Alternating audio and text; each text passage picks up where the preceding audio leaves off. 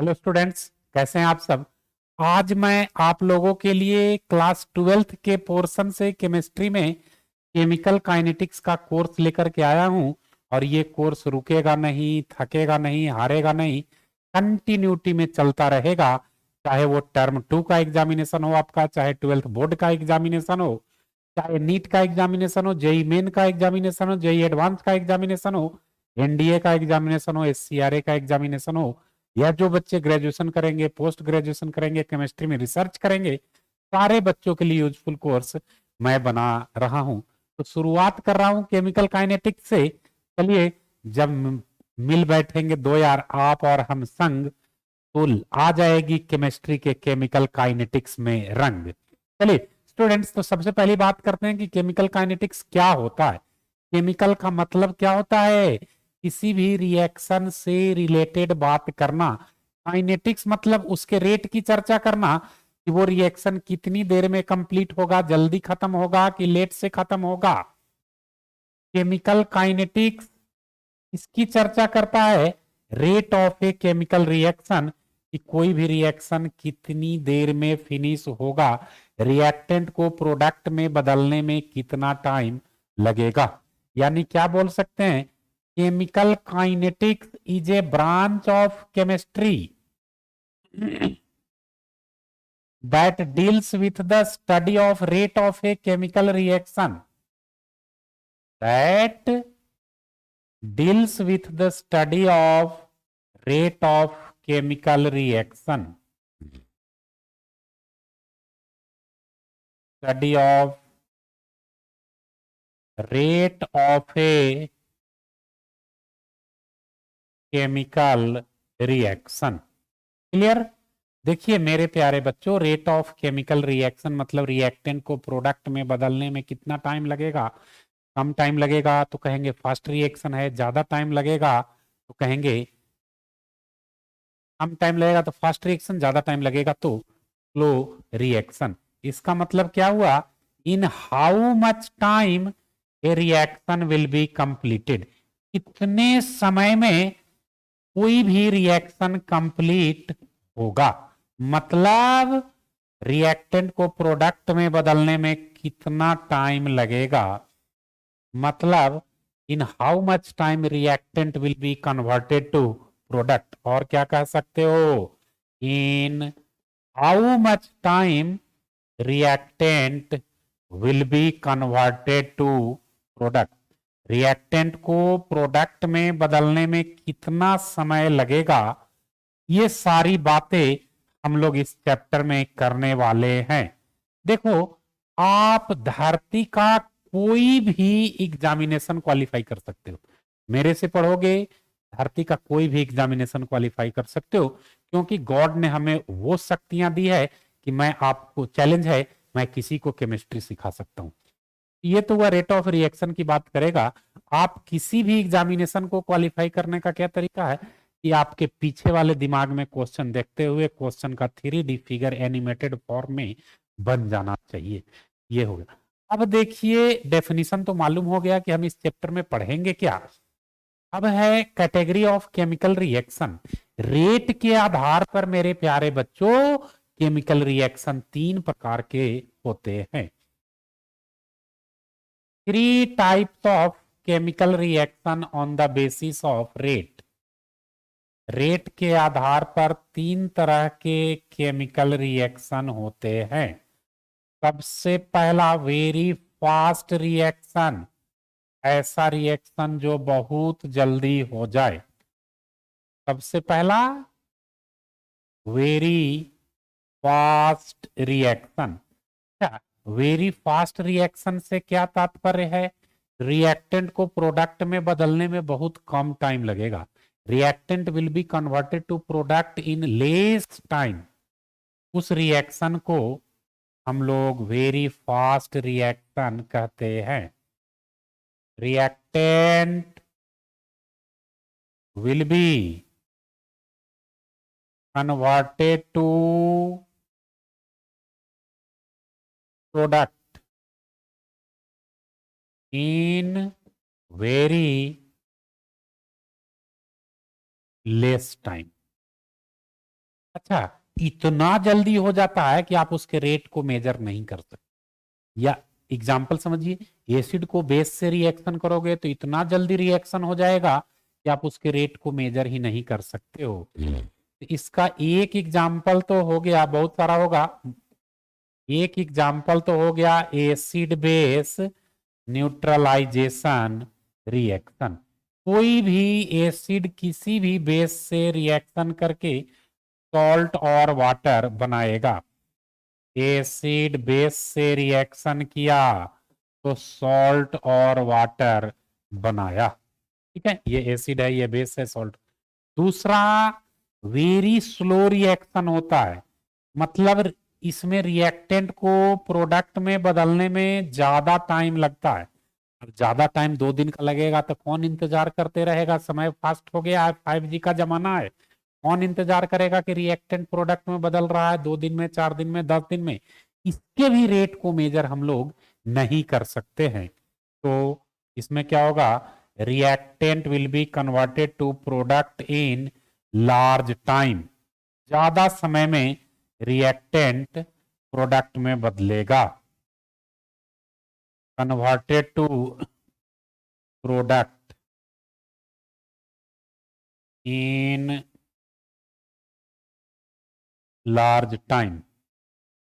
इसका एग्जाम्पल क्या हो जाएगा? Rusting of iron. इसका एग्जाम्पल हो गया रस्टिंग ऑफ आयरन। तो देखो, वेरी फास्ट रिएक्शन के रेट को भी मेजर नहीं कर सकते हैं, वेरी स्लो रिएक्शन के भी रेट को मेजर नहीं कर सकते हैं। तो तीसरा तरह का रिएक्शन होता है मॉडरेट रिएक्शन। कौन सा रिएक्शन होता है? Moderate reaction. क्या कहता है मॉडरेट रिएक्शन? वो देखिए। मॉडरेट रिएक्शन क्या कहता है ये समझिए आप। या आप बोल सकते हो मॉडरेट केमिकल रिएक्शन। ऐसा केमिकल रिएक्शन जिसका रेट को मेजर कर सकते हैं, उस तरह के केमिकल रिएक्शन को मॉडरेट रिएक्शन, मतलब इसका रेट ना तो बहुत फास्ट होगा ना तो बहुत स्लो होगा, मतलब रिएक्टेंट को प्रोडक्ट में बदलने में ना ज्यादा टाइम लगेगा ना कम टाइम लगेगा। तो क्या हो जाएगा? और इसी मॉडरेट रिएक्शन पर हम लोग को कॉन्सेंट्रेट करना है पूरे केमिकल काइनेटिक्स चैप्टर में, क्योंकि इसी का रेट मेजर कर सकते हैं। A reaction which has measurable rate which will be called moderate reaction, मतलब इसका रेट मेजर कर सकते हैं। measurable rate will be called moderate reaction। ठीक है, एग्जाम्पल क्या हो जाएगा? N2O5 को डिसोसिएट करो, टूट करके NO2 प्लस O2 बना दिया। ये मॉडरेट रिएक्शन है। इसका रेट न तो फास्ट होगा न तो स्लो होगा, मतलब एप्रिसिएबल टाइम में रिएक्टेंट प्रोडक्ट में बदल जाएगा। तो आपको समझ में आया ना, वेरी फास्ट, वेरी स्लो और मॉडरेट। इस चैप्टर में मॉडरेट रिएक्शन की ही चर्चा होगी, क्योंकि वेरी फास्ट का हम रेट मेजर नहीं कर सकते हैं, वेरी स्लो का मेजर नहीं कर सकते हैं। जब मेजर नहीं करेंगे तो वैसे रिएक्शन को पढ़ने से क्या फायदा? अब देखिए, रेट ऑफ रिएक्शन की पहले चर्चा कर लें। अब दो तरह के रेट ऑफ रिएक्शन होते हैं, इसकी बात करेंगे। देखो तो, rate of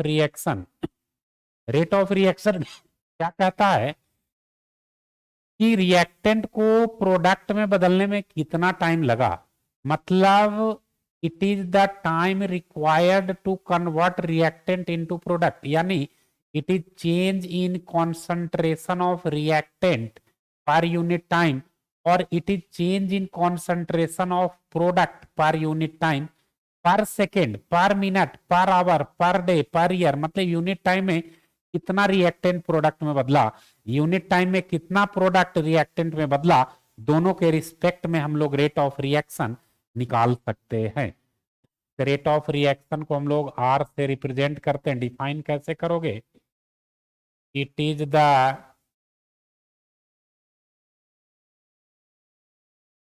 change in concentration of reactant or product per unit time. Concentration of reactant or product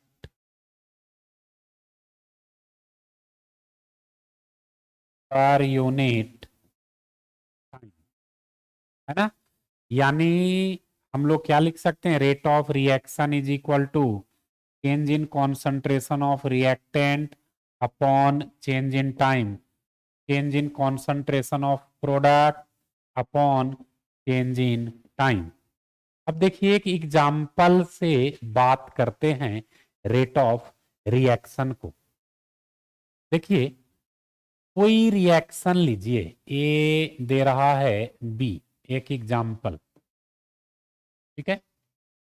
देखो at T is equal to 0, मान लो ए का कॉन्सेंट्रेशन 5 मोल पर लीटर है, बी का कॉन्सेंट्रेशन 0 मोल पर लीटर।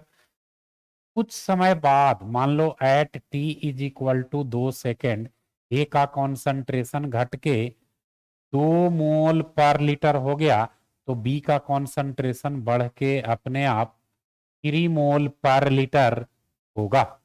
तो अगर सबसे पहले बात हम रिएक्टेंट के टर्म में करें, फिर प्रोडक्ट के टर्म में करेंगे, फॉर्मूला यही आ जाएगा। In terms of reactant, rate बराबर क्या, change in concentration of reactant upon time taken. तो final concentration of reactant 2, initial 5, time taken 2 minus 0, minus 3/2। Concentration का यूनिट मोल पर लीटर और टाइम का सेकेंड, तो इसका यूनिट क्या लिख सकते हैं, मोल पर लीटर पर सेकेंड। माइनस 3/2, यहां पर निगेटिव साइन बस ये बता रहा है कि टाइम के साथ रिएक्टेंट का कॉन्सेंट्रेशन घटता है। जानते हो कि रिएक्टेंट घटता है। Negative sign shows that concentration of reactant decreases with time. Concentration of reactant decreases with time. ये निगेटिव साइन। अब हम लोग प्रोडक्ट के रिस्पेक्ट में बात कर सकते हैं। देखिए क्या बात करेंगे प्रोडक्ट के रिस्पेक्ट में,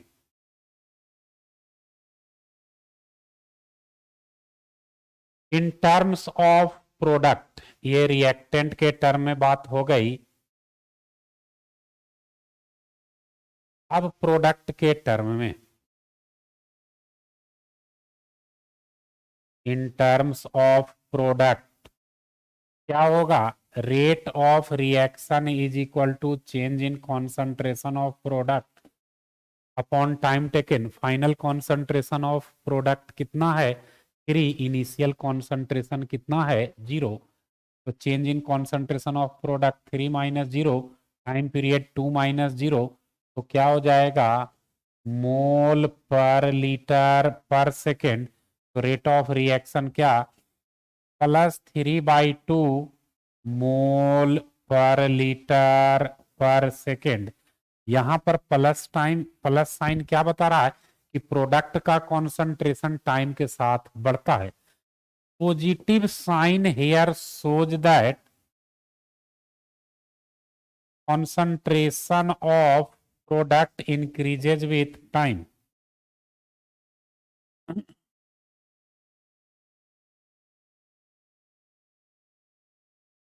Increases with time। और है तो दोनों बराबर, यहाँ +3/2, यहाँ -3/2। मैग्नीट्यूड साइन, मैग्नीट्यूड सेम है, बस साइन का फर्क है। तो साइन से मैग्नीट्यूड का क्या लेना देना, साइन, रिएक्टेंट घटता प्रोडक्ट बढ़ता, बस यही। तो दोनों बराबर होता, हमने डेफिनेशन में भी बताया था। तो students rate of reaction clear है। चलिए ये बेसिक बातें क्लियर होनी ही चाहिए, हवा में उड़ के कोई बात नहीं हो सकता है। अब देखो मेरे प्यारे बच्चों, रेट ऑफ रिएक्शन दो तरह के होते हैं। सबसे पहला कौन है? Average rate of reaction. आराम से एग्जाम्पल से समझिए, रेट का मतलब ही एवरेज है, खुद एवरेज है। दो टाइम पीरियड पर देखिएगा तब एवरेज आपको पता चलेगा। कोई रिएक्शन है, ए दे रहा है बी, मान लो at T is equal to 0, शुरुआत में ए का कॉन्सेंट्रेशन ए नॉट, बी का 0। इसी टाइम पीरियड T1 पर, T is equal to T1 second पर ए का कॉन्सेंट्रेशन घट के कितना हो गया? AT1, और प्रोडक्ट का बढ़ता हम लोग जानते हैं, बढ़ के BT1 हो गया। इसी तरह से आगे और टाइम पर जाओगे तो रिएक्टेंट का कॉन्सेंट्रेशन और घटेगा, प्रोडक्ट का कॉन्सेंट्रेशन और बढ़ेगा। At T is equal to T2 क्या हो जाएगा? AT2 और घट गया, BT2 और बढ़ गया।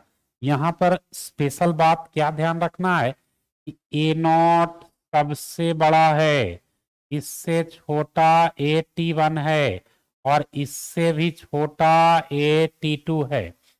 यहां देखिए प्रोडक्ट बढ़ता है, 0 से बड़ा BT1 है और BT1 से बड़ा BT2 है। ये हो गया मैग्नीट्यूड, किसका कॉन्सेंट्रेशन ज्यादा होगा, किसका कॉन्सेंट्रेशन कम होगा। अब देखो तो रेट बराबर हम लोग क्या जानते हैं? Change in concentration of reactant upon delta T, या change in concentration of product upon delta T. Change in concentration of reactant क्या हो जाएगा? AT2 माइनस AT1, AT2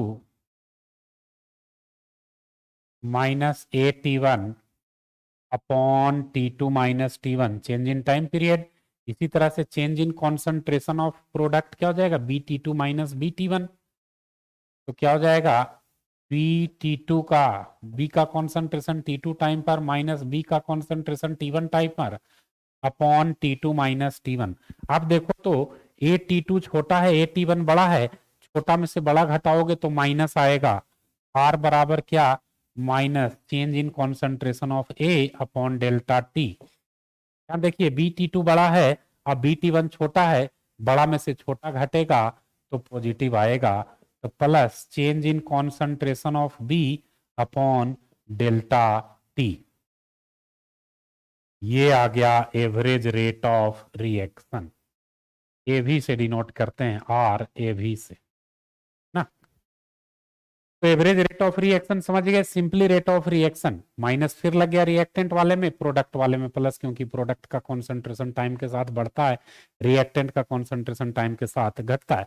अब स्टूडेंट्स दूसरी बात है इंस्टेंटेनियस रेट ऑफ रिएक्शन, जिसे हम लोग RI से रिप्रेजेंट करते हैं। तो इंस्टेंटेनियस रेट के लिए टाइम पीरियड, टाइम इंटरवल बहुत छोटा होता है। For instantaneous rate, time interval is very short. For instantaneous rate, time period is very short.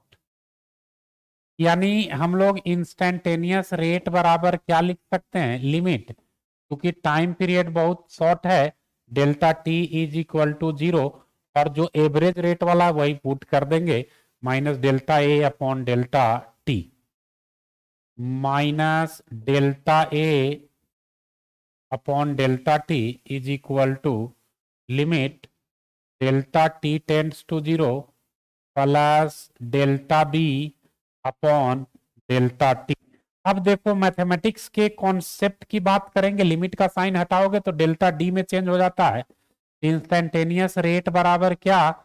Minus D A upon D T is equal to plus D B upon D T. ये instantaneous rate, दोनों एक ही चीज है।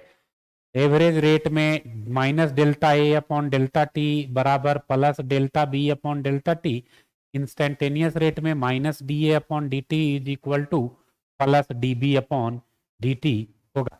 ये types of rate of reaction की बात हो गई। अब हम लोग रेट एक्सप्रेशन की बात करेंगे, बहुत इंपॉर्टेंट बात है। रेट एक्सप्रेशन कैसे लिखते हैं सो समझो, एक एग्जाम्पल से खेला हो जाएगा, समझ लोगे।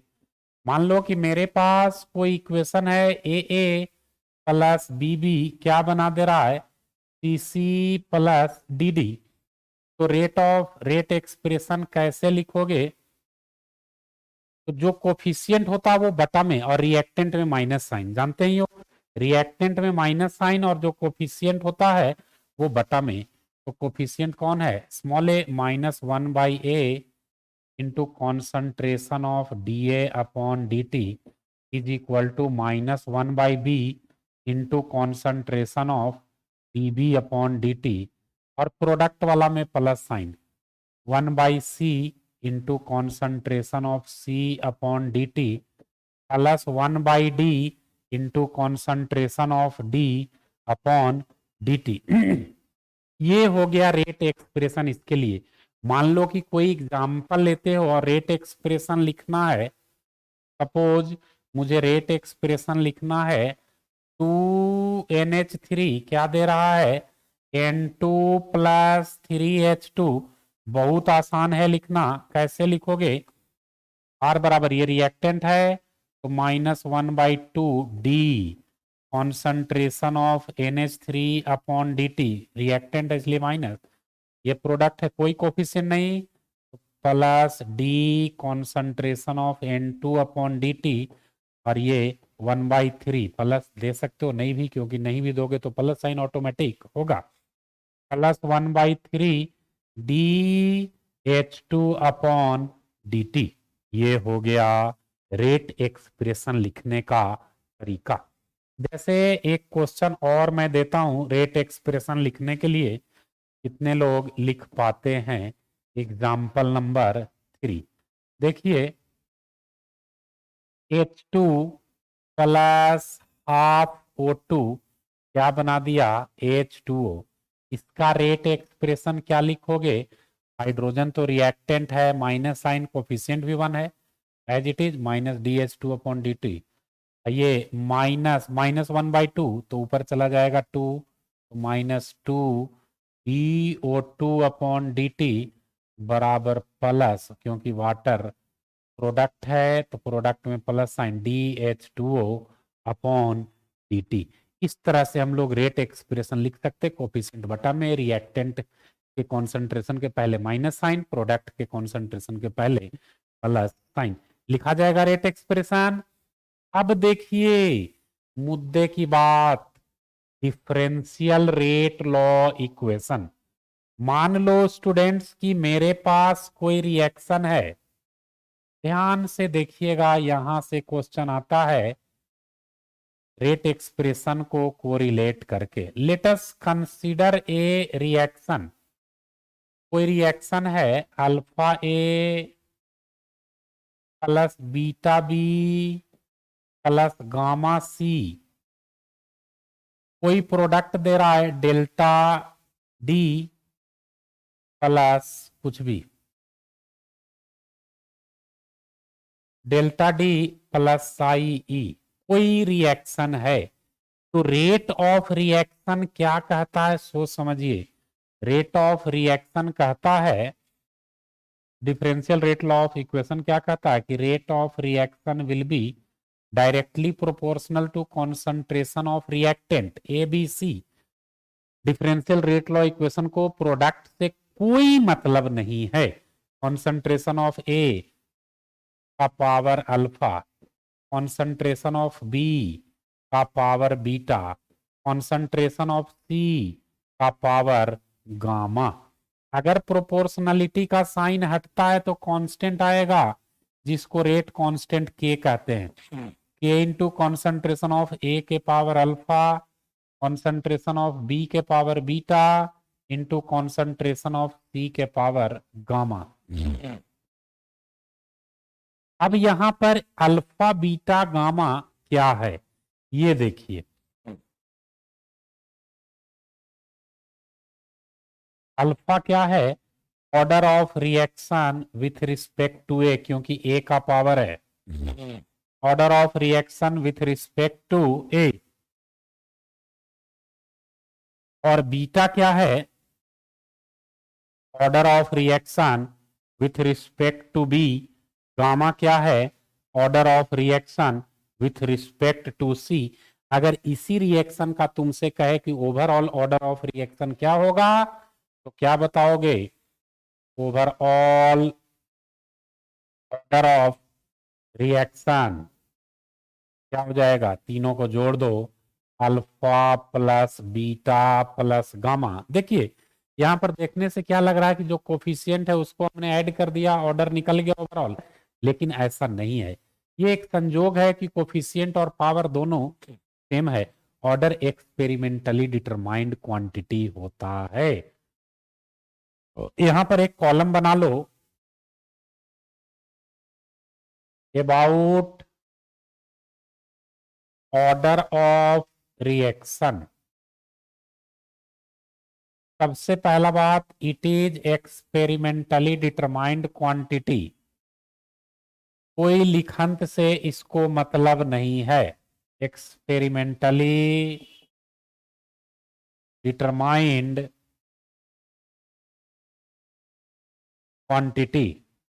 और ऑर्डर को स्टाइक्योमेट्रिक कोफिशिएंट से कोई लेना देना नहीं है। दूसरा नंबर, order has no relation with stoichiometric coefficient, क्योंकि स्टूडेंट्स को कंफ्यूजन होता है।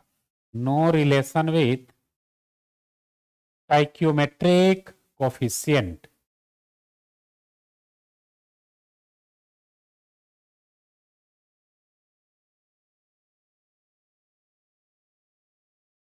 थर्ड नंबर, ऑर्डर कभी भी निगेटिव, ओवरऑल ऑर्डर निगेटिव नहीं हो सकता। ऑर्डर जीरो हो सकता, इंटीजर हो सकता, फ्रैक्शनल हो सकता। Order can be zero, integer और फ्रैक्शनल।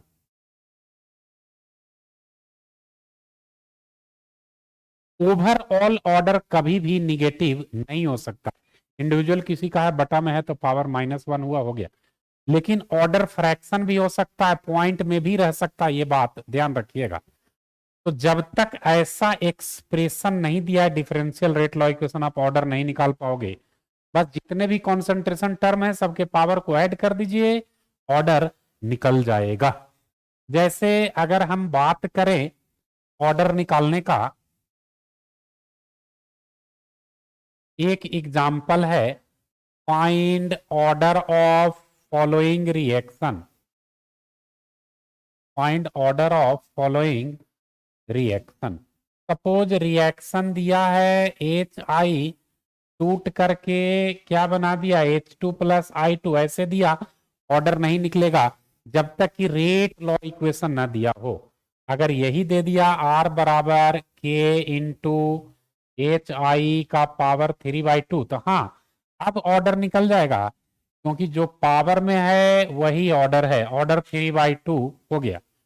अगर दूसरी बात करें, ऐसा है N2 + 3H2 क्या बना दिया, 2NH3, इसका भी तुम ऑर्डर नहीं निकाल सकते हो। लेकिन अगर रेट इक्वेशन दिया R बराबर K N2 का पावर 1/2 H2 का पावर 2, तो फिर से ऑर्डर निकल जाएगा। जो भी पावर है उसको ऐड कर लेंगे, तो ऑर्डर बराबर क्या हो जाएगा, 1/2 + 2 5/2। तो ऑर्डर पॉइंट में आए, जीरो आए, इंटीजर आए, उससे घबराना नहीं है। अब इस ऑर्डर को अप्लाई करते हैं क्वेश्चन बनाने के लिए। देखो तो कोई रिएक्शन है, 2N2O4 क्या बना रहा है, 4NO2 + O2।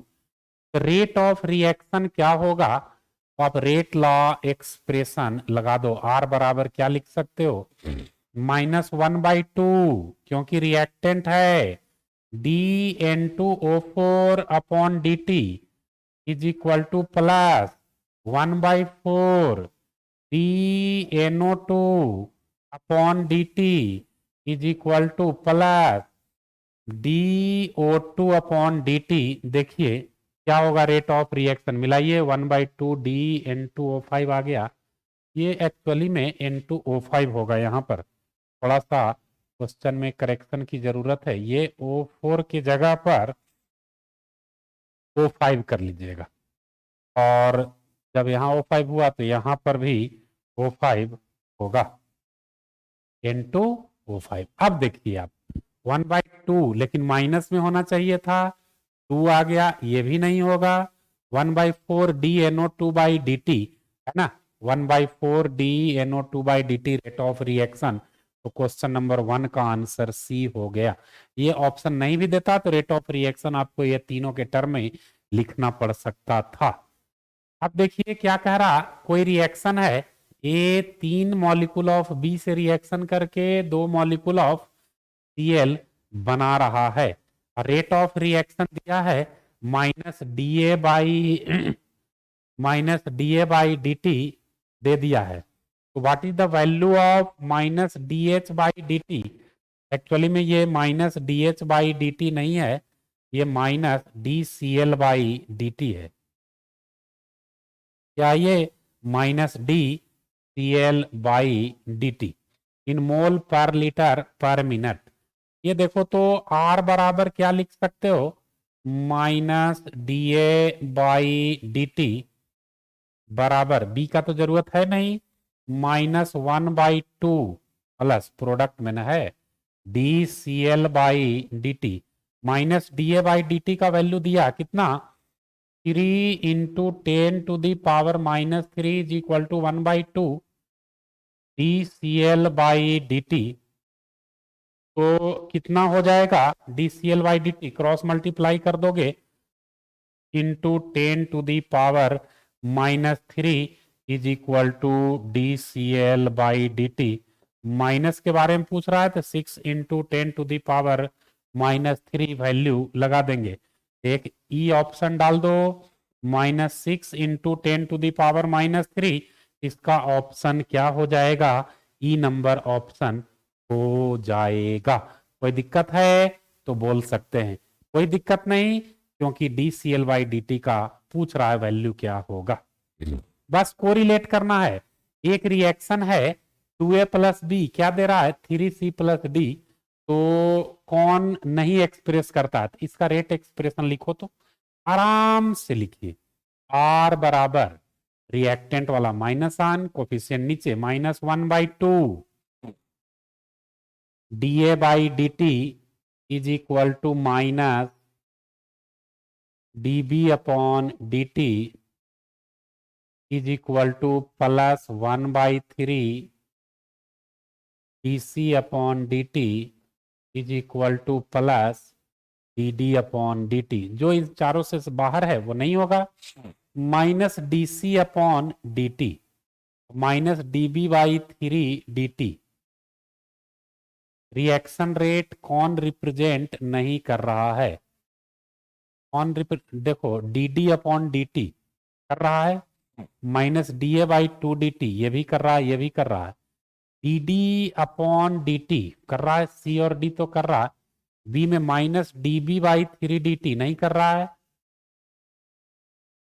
और ये दोनों नहीं कर रहा, A और B दोनों नहीं कर रहा। देखो A में यहां पर क्या है हमारे पास, +1/3 dC/dt है, यहाँ पर -1/3 है, -dB/3dt है, लेकिन 3 यहाँ पर गायब है, तो A और B दोनों इसका आंसर होगा। क्वेश्चन नंबर 4 क्या कह रहा है, कोई रिएक्शन है, रिएक्शन क्या कह रहा है, N2 + 3H2 क्या बना दिया 2NH3, इक्वलिटी रिलेशनशिप बिटवीन ये और ये क्या होगा। NH3 और H2 के बीच में रिलेशन लिखना है, N2 को छोड़ दो। इसका रेट एक्सप्रेशन क्या लिखेंगे, R बराबर रिएक्टेंट में hydrogen -1/3 DH2/dt is equal to +1/2 DNH3/dt। यही इक्वलिटी रिलेशन है।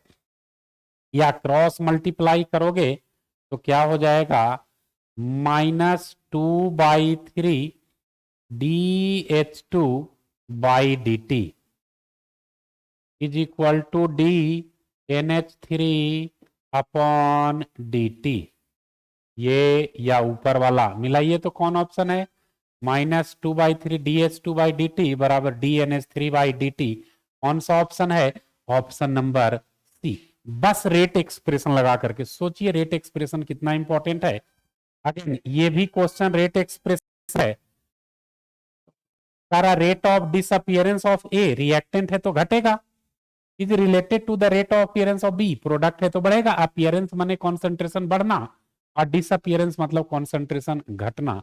लिखिए तो इसका क्या लिखोगे, आर बराबर -2, 1/2 है, 2 ऊपर चला जाएगा, -2 D A by D T is equal to 1/2 plus में D B upon D T.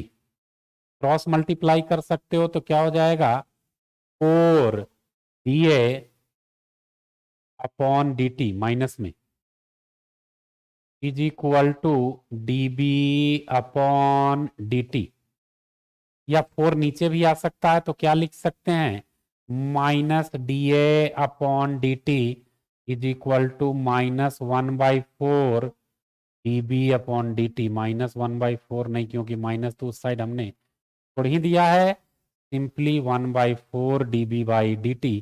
कौन सा ऑप्शन हो जाएगा, सी ऑप्शन हो जाएगा। क्लियर। प्रश्न संख्या 6 की ओर आइए। क्या कह रहा है, in a reaction of acidified hydrogen peroxide with potassium iodide the concentration of iodine formed rises from इतना टू इतना mole per litre in 10 second. तो रेट ऑफ रिएक्शन क्या होगा, change in concentration 0, 10 to the power -5 -0, final concentration minus initial concentration upon 10, ऊपर मोल पर DM cube और नीचे second, तो क्या हो जाएगा 10 टू दी पावर -6 मोल पर डीएम क्यूब पर सेकेंड, 10 टू दी पावर -6 मोल पर डीएम क्यूब पर सेकेंड। तो क्वेश्चन नंबर 6 का ऑप्शन ए होगा। क्वेश्चन नंबर 7 की ओर आइए। क्वेश्चन नंबर 7 मॉलिक्युलरिटी की बात कर रहा है। तो स्टूडेंट्स हम लोग आज के क्लास को यहीं पर फिनिश करेंगे, फिर अगले क्लास में मॉलिक्युलरिटी की बात करेंगे और आगे बात भी करेंगे। Thank you very much.